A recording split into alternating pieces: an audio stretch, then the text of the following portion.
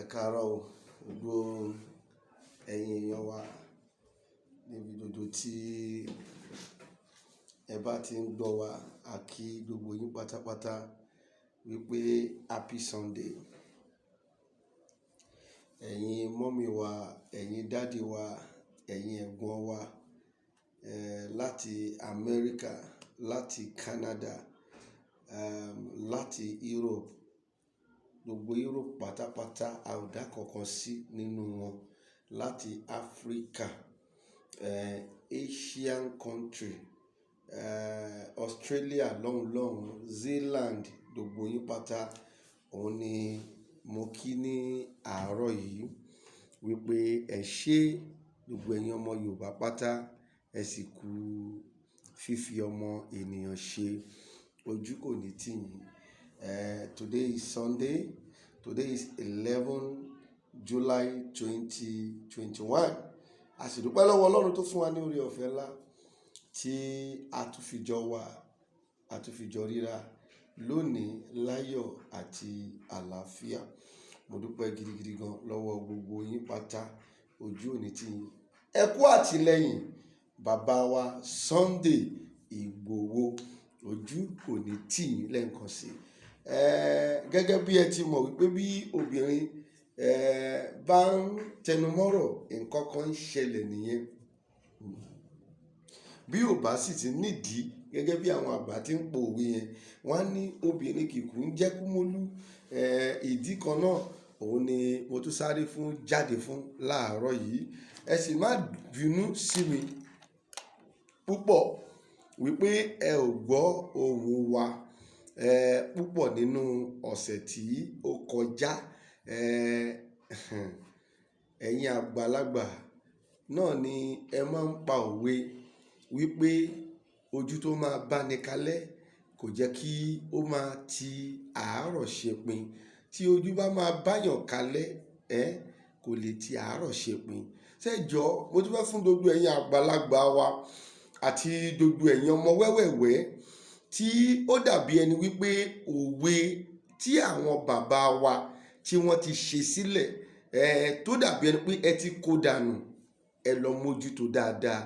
Lábẹ́ bí ó ti wù kó rí, that is, I am saying the fact, ojú tí ó bá máa báyàn di alẹ́, wọn kì í ti àárọ̀ ṣepin o, ojú ò ní tì yín. So therefore, àwọn ìdí tí ẹ ṣe rí pé rí fídíò wa púpọ̀ níta láti ìgbà tí a ti ṣe rally Yorùbá Nation títí Èkó, òun ni wípé a padà rí wípé ọ̀pọ̀ nínú gbogbo ọmọ Yorùbá pátá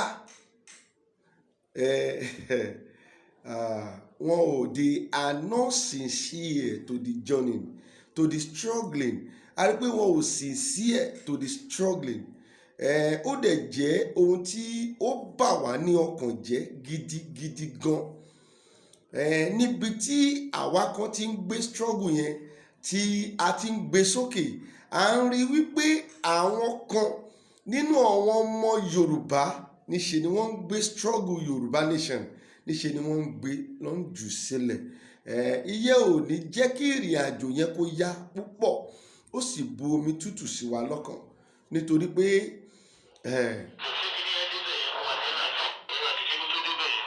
no problem, move on with what you are doing, thank you.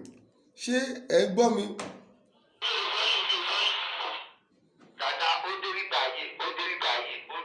So therefore, kíní yẹn ó bu omi tútù, ó bù sí wa ní ọkàn, ó sì bani ní ọkàn jẹ́ gidigidi gan.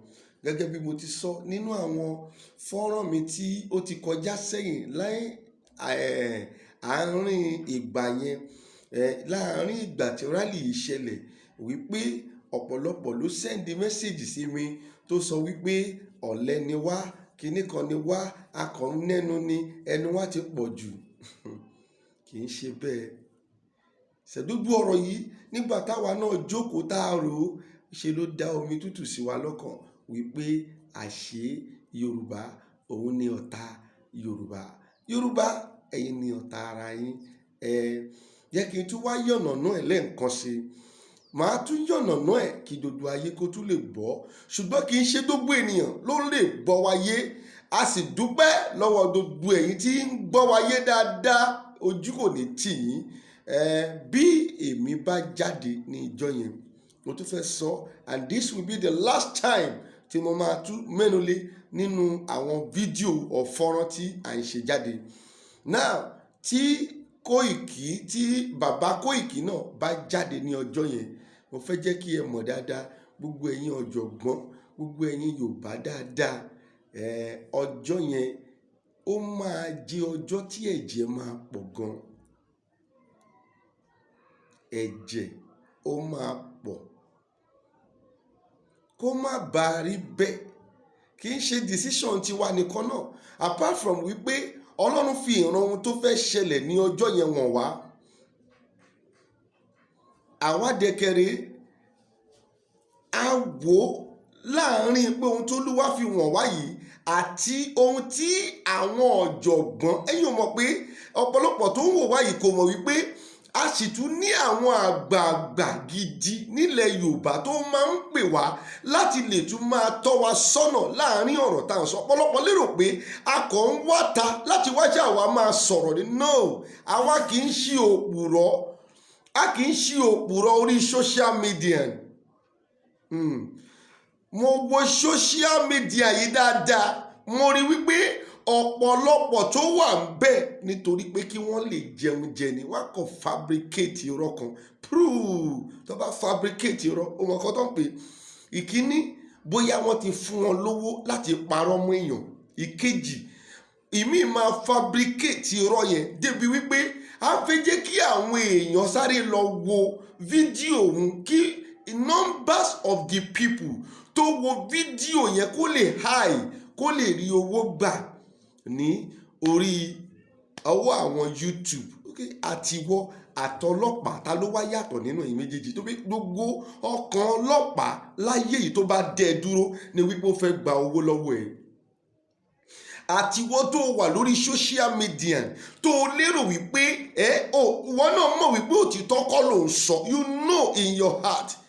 Then àtiwọ́ àti ọlọ́pàá tó tá a wá gbé sẹ́gbẹ̀ẹ́, wá rí pé ohun tó ń ṣe nítorí pé ó fẹ́ gbowó ni. Ọlọ́pàá tó déyàn dúró, wá rí pé òun náà fẹ́ gbowó ni. So irọ́ pọ̀ lórí social media. A sì máa mú ẹnu lọ sí àwọn ibi méjì mẹ́ta tí wọ́n ti gbé irọ́ jáde nínú ọ̀sẹ̀ tí ó kọjá láti clear a lot of things. Tó pé gẹ́gẹ́ bí ohun tí ẹ mọ̀, ẹ̀yin èèyàn wa, èmi ò ní bá ẹnikẹ́ni pa irọ́. Bó ti jẹ́ gangan, òun ni mo máa sọ jáde. We are not here nítorí owó. Ní ìwọ̀n tí Ọlọ́run fún mi, I am okay. Mo dẹ̀ máa ń tẹnu mọ́ gbogbo ìgbà. Mi ò dúró síbí kí n róòlù àkáǹtì mi fẹ́nikẹ́ni. Mi ò dẹ̀ láẹnu mi rí láyé mi wípé kí ẹ jọ̀ọ́ kẹ́ sponsor program. Kí ni program tí mo ṣe? Program wo ni mo ń ṣe tẹ́ fẹ́ sponsor? I don't understand. Program wo ni mo ń ṣe tí èèyàn fẹ́ sponsor than what I am doing? I am doing this in the name of Yoruba nation, not for anything, but in the name of Yoruba nation. Òun ni mo ṣe ń ṣe gbogbo yìí. Now, tí a bá wá jáde gẹ́gẹ́ bí ohun tí mo sọ, ó máa wà bloody. Tá bá bẹ̀rẹ̀ sí ń jà, àwa lè escape. Ogun ti bẹ̀rẹ̀ nìyẹn. Ohun tí mo sọ nìyẹn. Ogun ti bẹ̀rẹ̀ nígbà táwa bá wọn jà. Ṣé yẹn ò lè yìnbọn sí wa ká má padà yìnbọn sí, ká má padà mú nǹkan tó wà lọ́wọ́ wa? Báwo ti ẹ̀ níbọn? I mean, táwọn ò níbọn lọ́wọ́, nǹkan tó bá wà lọ́wọ́ wa gẹ́gẹ́ bí ohun ìjà wa, bí àwọn ohun ìṣẹ̀dálẹ̀ Yorùbá tí Ọlọ́run ti fún wa, àwa náà ò ní fi retaliate lọ́dọ̀ àwọn tó yìnbọn sí wa. At the end of the day, ogun ti dé nìyẹn. A ò dẹ̀ fẹ́ ṣe bẹ́ẹ̀. Tógun bá wá dé yẹn, ṣé ẹ̀yin ti ready láti ja ogun? Number one nìyẹn. Ìkejì, now, àwọn kan wà, they are looking at our mistake. Now, ṣé nígbà táwa bá lọ, tí a lọ fọ́ gbogbo ẹ̀ lójú ní ìjọ yẹn, now, tí a lọ jà, bóyá one or two things padà ṣẹlẹ̀, àwọn kan nínú other side náà ṣubú, wọ́n lọ bẹ́ẹ̀. Now, kí ló fẹ́ ṣẹlẹ̀? Ṣá lè bọ́ta lónìí láti tún lè wá bá yín sọ̀rọ̀? A ò lè bọ́ta. Wọ́n ti declare àwa náà wanted nítorí pé I am telling you, àwọn kan lọ bọ́ tatọ́ ní we are not relevant, but listen to me, Koiki is relevant, Baba Confirm is relevant, Alpha Hakeem they are relevant, nítorí pé àwa là ń sọ̀rọ̀ kínkínkín tí etí gbogbo aráyé ń gbọ́ tó ń lọ, àti other agitator tó bá yẹ pé wọ́n wà ń bẹ̀ ni, other agitator tó yẹ pé wọ́n ń sọ òtítọ́ ni o, tó bá yẹ pé wọ́n wà ń bẹ̀ ní ọjọ́ yẹn ni, it is going to be more bloody, nítorí pé àwa ni wọ́n ń wò, àwa ni wọ́n ń try láti mú, àwa ló ń wò pé táwọn bá mókè look at it. Tó bá yẹ pé Koiki ni wọ́n padà lọ clear ní ìjọ yẹn tí wọ́n fi lọ sílé bàbá wa Sunday Igboho, wà á rí i pé wọ́n á ti tíìkì ọ̀rọ̀ yẹn ju báyìí lọ. Tó pé Koiki, tó pé bàbá Koiki lọ́wọ́ lọ tẹ̀ níjọ́ yẹn tí kì í ṣe Lady K, I am telling you, ọ̀rọ̀ yẹn tún ti máa ti tíìkì ju báyìí lọ. Ṣé bí nǹkan tí mò ń try láti máa sọ nìyẹn, tó bẹ́ pé òun lọ́wọ́ lọ tẹ̀ ní ìjọ tí wọ́n wá sí ilé yẹn tó wá rèéjì wọn. Nǹkan tá à ń sọ yìí kọ́ la máa sọ, obìnrin tó wà láàrin wọn, so they have to treat woman as a woman. Òun lè fi pé ọ̀rọ̀ yẹn kọ̀ ọ̀rọ̀ àríwó ṣe lọ, ṣùgbọ́n mind you, ọ̀rọ̀ yẹn fọkàn ara ẹ balẹ̀. Àwọn bàbá wa Sunday Igboho àtàwọn ọ̀jọ̀gbọ́n Nàìjíríà àti òkè òkun wọ́n ti ń ṣiṣẹ́ lé lórí, láìpẹ́ láì jìnnà wọ́n máa tó rìlíìsì àwọn tí wọ́n kó. Àwa ò wá ta láti wá purọ́, òtítọ́ tó wà ń bẹ̀ gangan lórí pé èmi sọ, ṣùgbọ́n mo mọ̀ wípé ọ̀pọ̀lọpọ̀ ọmọ Yorùbá adọ́run mòtítọ́ ni wọ́n. Adọ́run mòtítọ́ ni wọ́n. Fine. Lórí ọ̀rọ̀ ti rally, òun ni mo ti sọ yẹn for the last time. A ò lè bọ́ta níjọ́ yẹn, nítorí pé tá a bá bọ́ta, ogun ti bẹ̀rẹ̀ nìyẹn. A ò dẹ̀ tí ìjà ogun. Ẹ̀yin tí ẹlẹ́wà lẹ́yìn wa, ẹ kọ̀ rí little things tá a fi test yín, a ò bọ́ta. Gbogbo yín bẹ̀rẹ̀ sí sọ̀sọ̀kúsọ. Kìíní kan, igbá, àwo, ìkòkò, bàbá iṣẹ́ aṣọ. Ẹ̀yin ní ọ̀tá Yorùbá.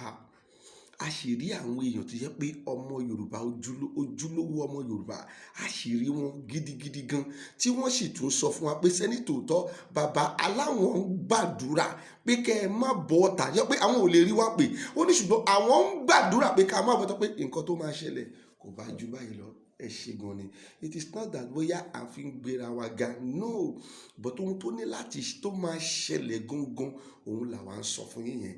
Ẹ ṣe fún ọgbọ́n àti òye tí ẹ fi ń bá wa ká lọ, àti tí ẹ fi ń gbé àwọn ọ̀rọ̀ wa dáadáa. Ìyẹn lọ bẹ́ẹ̀. Ìkejì, arúyerúye tí à ń gbọ́ nípa ọba tí ó ń pè rẹ̀ ní paramount ruler of Ìwó road àbí Ìwówèrè. I don't understand bóyá Ìwówèrè àbí Ìwó. Ẹ̀yin ọmọ Ìwó, mo fẹ́ràn yín gan.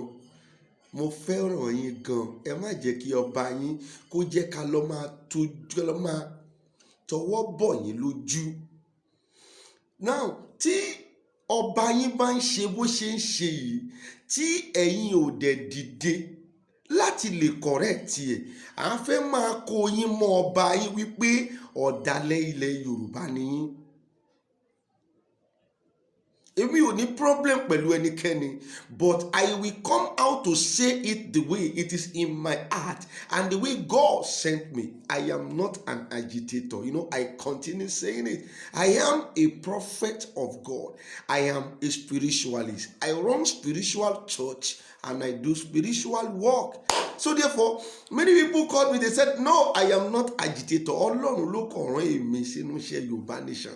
Mo dẹ̀ gbàgbọ́ pẹ̀lú ohun tí Olúwa ń sọ fún èmi wípé sẹ́ lábẹ́ bó ti wù kó rí, bí ẹ dìtẹ̀, bí ẹ gbìmọ̀, bó ti wù kó rí, Yorùbá Nation ó máa dúró. No matter how it may be, ó máa dúró. So therefore, àwọn oníyanriyan tá à ń gbọ́ nípa ẹni tó pèrè ẹ̀ ní paramount ruler of Ìwó land, Abdulrasaq Adéwálé Àkànbí Tẹ́lú-1, tó ń sọ wípé òun máa mú bàbá Sunday Igboho lọ sí Àbújá láti lọ bẹ Buhari. It is fake. Ó wà nínú dodo paper. listen to me, you just share this video. Má jẹ́ kó wà lọ́wọ́ ẹ. Wọ́n ti fi yẹn dá gbogbo ọkàn àwọn èèyàn rú. Wọ́n ti fi yẹn mú gbogbo ọkàn àwọn èèyàn kó tutù. Kò possible. Níbo ló ti rí? Ẹ bèrè lọ́wọ́ Olú Ìwò wípé ibo ló ti lọ sí, ìjọ́ wo ni ó lọ sí Àbújá tó lọ bá Buhari rí? Olú Ìwò, ẹ bèrè lọ́wọ́ ẹ̀. Tó bá dẹ̀ ní picture fídíò táwa ò tí ì rí, bóyá ó ti dọ́dọ̀ Buhari rí látìgbà tó ti wà nínú oyè yìí, fine, kò bọ́ta, a máa agree pẹ̀lú ẹ̀, but èmi ò tí ì rí rí. Ṣùgbọ́n ẹ bèrè lọ́wọ́ ẹ̀ wípé ìjọ́ wo ló ti even ẹni tó lóun fẹ́ mú Sunday Igboho lọ sọ́dọ̀ Buhari láti lọ bẹ Buhari now ẹ bèrè lọ́wọ́ ẹ̀ pé ìjọ́ wo ló ti lọ rí lọ sọ́dọ̀ Buhari tó rí Buhari sójú báyìí. Yà pé mi ò mọ̀, àwọn ò kàwé púpọ̀, nítorí ẹ máa rí pé o ò lè dá mi lẹ́bi, o sì lè dá mi lẹ́jọ́, tó mo ti kọ́kọ́ condemn ara mi. So therefore ẹ jẹ́ kó gbé jáde, tó bá gbé jáde pé a rí fídíò ẹ̀ pé ó pẹ̀lú Buhari ní ìtọ́jú kò rí tí wọ́n jọ gbára wọn lọ́wọ́, fine, àtúmú ọ̀rọ̀ yẹn àtúmú sí ibì kan pé ó ti dọ́dọ̀ Buhari rí o, òun náà máa ń rí Buhari o, ọ máa lọ ń jókòó sí ẹjọ́ ń sọ̀rọ̀, but now èmi ò tí ì rí rí, mi ò dẹ̀ bí àwọ̀ rí rí. So therefore, what I am here to do about that news is the news is fake. Baba Sunday Igboho kò fira ẹ̀ sílẹ̀ rárá fún ẹnikẹ́ni, kò dẹ̀ fira ẹ̀ sílẹ̀ fún ìjọba Nàìjíríà láti ní pé òun sọ̀rẹ́ndà ara òun. Ojú kò ní tiwa. Ẹ má jẹ́ kí wọ́n máa gbé rúmọ́ọ̀sì burúkú ẹrú ẹni tó gbé yẹn náà. Ẹ rí pé ọjà ló fẹ́ tà. Ẹni tó gbèrú rúmọ́ọ̀sì yẹn àti ọlọ́pàá wá rí pé ìkọ̀kan náà làwọn méjèèjì. I am not here nítorí oúnjẹ tí mo fẹ́ jẹ. Mi ò sí nígbà nítorí ẹ̀. Ohun tí Ọlọ́run rán àwa, òun ni àwa wá ṣe ní ìta. Mo wá bẹ̀ yín gbogbo ẹ̀yin ọmọ Yorùbá pátá, tẹ́ ẹ bá rí pé nǹkan ti rú yín lójú, ẹ send message sí orí WhatsApp wa 08137868336 08137868336. Once again, 08137868336. Ẹ jọ̀ọ́, ẹ má bínú sí wa bí ẹ bá kọ ìwé sí wa tí a ò tí reply yín. Ọ̀pọ̀lọpọ̀ personal issue ẹ̀ ló fẹ́ bá wa sọ. Ẹ jọ̀ọ́, gbogbo yín pátá ẹ sì ní sùúrù, gbogbo ẹ̀ náà la máa mójútó. Ọ̀sẹ̀ yìí tó bá ti lọ tán, ní ọ̀sẹ̀ tó ń bọ̀, gbogbo message tó wà lórí fóònù mi pátá tí mi ò tí reply, gbogbo ẹ̀ pátá ni mo máa ní orí ọ̀fẹ́ láti reply. Ọ̀pọ̀lọpọ̀ àwọn èèyàn náà ló rán wa níṣẹ́ tí a ò tí deliver iṣẹ́ wọn fún wọn. Mo bẹ̀ yín pẹ̀lú ìyọ́nú Ọlọ́run, ẹ má bínú sí wa. Ọ̀rọ̀ ìlú ló fà á, kì í ṣe Nàìjíríà ni mo sọ o. Ọ̀rọ̀ Yorùbá nation òun ló fà á tí ọwọ́ fi dí. Irú ọ̀sẹ̀ tí mo tún lọ yìí, ta tún fẹ́ lọ yìí náà, iṣẹ́ pọ̀ lọ́wọ́ wa, ṣùgbọ́n next week yẹn ẹ máa bá wa sọ̀rọ̀ dáadáa. Thank you very much. Lórí ọ̀rọ̀ èyí tẹ́ ń gbọ́ yẹn, òun ni mo ti clear yẹn. Sunday Igboho kò declare rẹ̀ fún ẹnikẹ́ni. Kókó lára bàbá le, kò sí problem. Wọ́n wà okay, ẹ fi ọkàn yín balẹ̀ níbikíbi tó wù kí wọ́n lè wà. Gbogbo akáṣá á máa gbàdúrà pé kí àlùbáríkà Ọlọ́run, àlàáfíà Ọlọ́run, agbára Ọlọ́run, ìmọ̀ Ọlọ́run, òye Ọlọ́run kí ó máa kún wọn sí gidigidi gan. Ní àná wọ́n sẹ́ndì fídíò kan sí mi. Mi ò ní tí ì sọ̀rọ̀ púpọ̀ lórí fídíò yẹn, níbi tí obìnrin kan ti sọ wípé mo bú èèyàn kan, ó wá láti Amẹ́ríkà. Mo wá sọ nínú fídíò mi, fine, it is well with you. Ó lè sọ bẹ́ẹ̀, ṣùgbọ́n ẹ lọ try láti máa wo fídíò láti ibi tó ti bẹ̀rẹ̀. Kì í ṣe pé kí wọ́n lọ kọ́ tiẹ̀ láti àárín. Wọ́n ń kọ́ tiẹ̀ kẹ́ lè rí pé àwọn kan tó ti sanwó fún wọn. Wọ́n kò dẹ̀ mi èmi. You know social media, it is all about lie. But àwa ò wá tà láti purọ́ fẹ́nikẹ́ni. Jẹ́ kí n sọ fún ẹ, news tó fẹ́ gbọ́ nìyẹn. Sórí bàbá tí mo sọ nípa ẹ̀ yẹn, wòlíì ni. Wọ́n ti pè mí padà. wọ́n ti bá wa sọ̀rọ̀, àtijọ́ sọ̀rọ̀, ọ̀rọ̀ ti yé. Jẹ́ kí n sọ fún ẹ let me give you another good news. Tó o bá fẹ́ gbọ́ dáadáa, wòlíì gidi gan ni wọ́n ní Amẹ́ríkà, ṣùgbọ́n mi ò lè dárúkọ ẹ̀ fún yín rárá. Lẹ́yìn tí wọ́n tún wá bá wa sọ̀rọ̀ tán, tí ká dọ́ra wa yé gẹ́gẹ́ bí ìránṣẹ́ Ọlọ́run, wọ́n tún fún mi ní $100 pé kí n jọ kí n lọ fi take care body mi. Mi ò béèrè owó lọ́wọ́ ẹnikẹ́ni. I always say that. Mi ò dẹ̀ wá síta láti wá béèrè owó lọ́wọ́ ẹnikẹ́ni. Bàbá tí mo tún sọ yìí tún ṣe kí ni, wọ́n tún ní kí n gba $100. Ṣé wàá rí pé nínú fídíò mi yẹn mo sọ nǹkan kan wípé tí bàbá yẹn ṣó ń gbọ́ mi tó bá fẹ́ jẹ́ kí n sẹ́ǹdì $1,890 tọ́lá wọn fi wọ kíní wá yẹn ní ọ̀nà mẹ́fà máa sẹ́ǹdì ẹ̀ sí wọn. But ọ̀rọ̀ níbi tí ọ̀rọ̀ bá ti ń ṣẹlẹ̀ àwọn nǹkan yẹn máa happen. Ìyẹn ò ṣe pé kò sówó yẹn lọ́wọ́ wa, ṣùgbọ́n níbi tí ọ̀rọ̀ bá ti settle ohun tí wọ́n ṣe yẹn gangan òun ni ó máa ń padà ṣẹlẹ̀. Lẹ́yìn tí ọ̀rọ̀ settle tán, wọ́n tún padà fún mi ní $100. Wọ́n ní kí n lọ fi take care ara mi, pé kí n ṣàkọ́fi ra credit, ká fi ra data. Sórí pé ojú tiẹ̀, ìwọ tó wá ta tó wá frame rọ́ fún àwọn èèyàn, wà rí pé ojú ti tiẹ̀. Ìkejì, mo tún gbọ́ wípé wọ́n ní mo sọ̀rọ̀ sí bàbá Sunday Igboho. Ẹ lọ wo gbogbo fídíò mi pátá o. Sunday Igboho remain ẹni tí Ọlọ́run gbé kalẹ̀ láti lead Yorùbá nation. Any other person, it is a counterfeit. Èmi ò mẹ́ni tó sanwó fún ẹ o, ṣùgbọ́n mi ò tí ì ní dárúkọ ẹ. Ṣùgbọ́n ẹ̀yin tẹ́ ń wò mí tí ẹ wo fídíò yẹn náà, ẹ máa mọ̀ wípé òun ni mò ń bá wí. Ṣùgbọ́n tí àkókò bá tó ti bá fẹ́ kúkú ẹ̀ tó pé èmi kì í, I don't silent on what it is on lórí nǹkan tó jẹ́ pé kó jẹ́ kí n sọ, èmi ò silent lórí ẹ̀. Àwọn ọmọ ní pásítọ̀ kì í sọ̀rọ̀ jù, tèmi torí mo máa ń sọ ọ̀rọ̀ gan. Béèyàn bá sọ ọ̀rọ̀ tí kò jẹ́ kó sọ, mo máa dá lóhùn ni. Ṣùgbọ́n mo fẹ́ farabalẹ̀ fún ẹni yẹn dáadáa kó lè ṣe ẹ̀sìn. Ẹni tí ó ń sọ tó gbé fídíò tàná jáde, mo fẹ́ farabalẹ̀ fún kó lè ṣe ẹ̀sìn. Listen to me. Gbogbo ohun tó bá gbọ́ nínú fídíò mi, òun ni kó lọ wò dáadáa o. Mi kì í báyàn ṣe ọ̀rọ̀ ẹ̀tẹ́, mi kì í báyàn ṣe ọ̀rọ̀ betrayal, mi kì í wàláì débi pé tí èèyàn bá ṣiṣẹ́ fún mi báyìí, lẹ́yìn pé owó ẹ̀ ní màá tún fún ní owó sí pé gbá kó lè wà happy. That is kind of man I am. Ojú òní tì yín. So therefore, èmi ò sí nínú àwọn tó bú bàbá Sunday Igboho. Bàbá Sunday Igboho tó rí yẹ sórí nǹkan tẹ́ fẹ́ ṣe láàrin Koiki àti Sunday Igboho nìyẹn. Ṣẹ̀ǹgẹ́ láti dàárín wọn rú, ṣùgbọ́n wọ́n mọwọ́ ara wọn. Èmi pẹ̀lú bàbá Sunday Igboho a mọwọ́ ara wa dáadáa. So therefore, èmi ò lè sí nínú ẹni tó máa lánàá láti bú wọn. Ṣé gbọ́ mi? Lọ gbàgbé ẹ̀, no matter anything tóhun tí wọ́n lè ṣe dọ́ mi. Èmi ti rí wọn wípé ẹni tí Ọlọ́run gbé kalẹ̀ ni a dẹ̀ ní láti tẹ̀lé wọn. Èmi ò wá sọ nípa àwọn prophet mìíràn o tí wọn ò tí ì mọ̀ nípa ẹ̀ bẹ́ẹ̀, tí wọ́n dẹ̀ mọ̀ ṣùgbọ́n tó pé wọn ò fẹ́ rẹra wọn sílẹ̀. Ẹni tí Ọlọ́run bá gbé síwájú, òun la máa tẹ̀lé. Ojú òní tiwa, ẹ fọkàn yín balẹ̀ ní orúkọ Olúwa. Ṣẹ́gẹ́ tí wọ́n sọ, ìyẹn ti lọ nìyẹn.